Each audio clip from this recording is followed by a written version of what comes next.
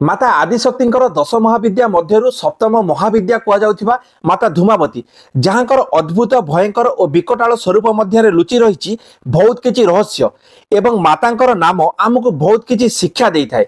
धूम अर्थात धुआं जहाँ शारीरिक और भौतिक इच्छार अंत को दर्शाई थाए। नमस्कार, मु संतोष आपन को स्वागत करुच्ची आज रहस्यमय वीडियो को, जो वीडियो माध्यम आम यह जानिबा कि माता धूमावती वृद्ध एवं विधवा सदृश शरीर कौन पाई होइतला एवं मातांकर उत्पत्ति किपर होइतला एवं माता स्वयं महादेव को कौन पाई ग्रास करथिले। आशा करी वीडियोटी आपन को निश्चित पसंद आसीबो। तेबे आसंतु आज वीडियो को आरंभ करिबा। तंत्रसार एवं स्कंद पुराण अनुसार ए घटनार आरंभ सेबे होइतला जेबे हिमालयर स्वर्ण शिखर उपरे स्वयं महादेव तांकर ध्यानर अनंत समाधि रे लीन रहउतले।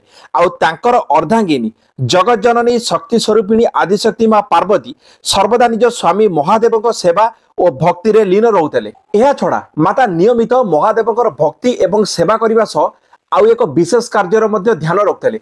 आउ ताहा हेउची स्वयं एवं महादेव पई खाद्यर व्यवस्था करिबा, जेउथि पई माता नियमित तांको दिव्य गृह मध्य अमृत तुल्य खाद्यर प्रस्तुत करुथले। आउ खाद्य प्रस्तुत हो सारिबा परे माता खाद्य को सर्वप्रथमे भोजन पाई महादेव सामने रखुले।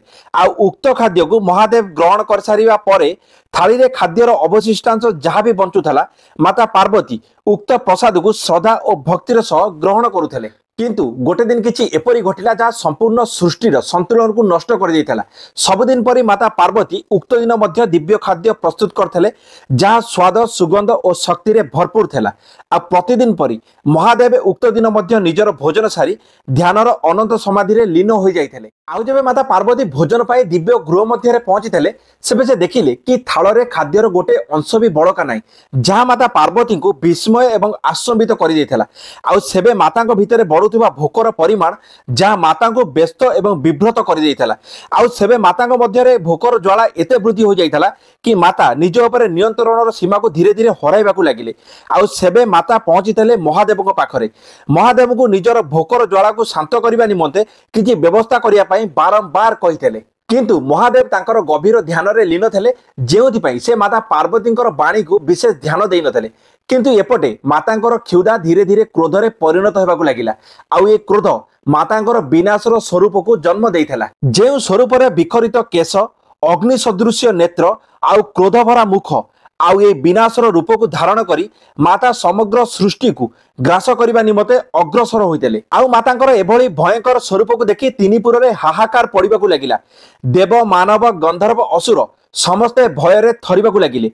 आउ जेबे मातांकर नजर महादेव ऊपर पड़ीथला सेबे माता निज क्रोधाग्निर बशीभूत होई स्वयं महादेव को भी ग्रास करिथले। आउ तापरे समग्र सृष्टि रे हेतला तांडवर लीला। माता महादेव को ग्रास करिबा परे धीरे धीरे समग्र सृष्टिर संतुलन नष्ट होबाकू लागिला। आउ सभी को एपरि प्रतीत होतला कि सृष्टि किछि क्षण मध्यरे लोप पाई जिवो। आ हठात सेही खणी माता पार्वती मध्यरे होइतला किछि परिवर्तन। मातांकर ज्वालामुखी सदृश्य नेत्र, क्रोधभरा मुख धीरे धीरे शांत होबाकू लागिला। आउ सेबे मातांकर लाल वस्त्र श्वेत रंग रे परिणत हो जाइतला। मातांकर समस्त स्वर्ण आभूषण शरीर धीरे धीरे लुप्त हो जाइतला। आ मातांकर कला केश श्वेत रंग रे परिणत हो जाइतला। आ मातांकर स्वरूप एपरि प्रतीत होउतला जेपरि जने वृद्धा और विधवांक स्वरूप, जहाँ को मुखरे माया मोह एवं क्षुधार ज्वाला स्पष्ट दृश्य होउतला। आउ सेबे माता को निज कर्मर ज्ञात होइतला।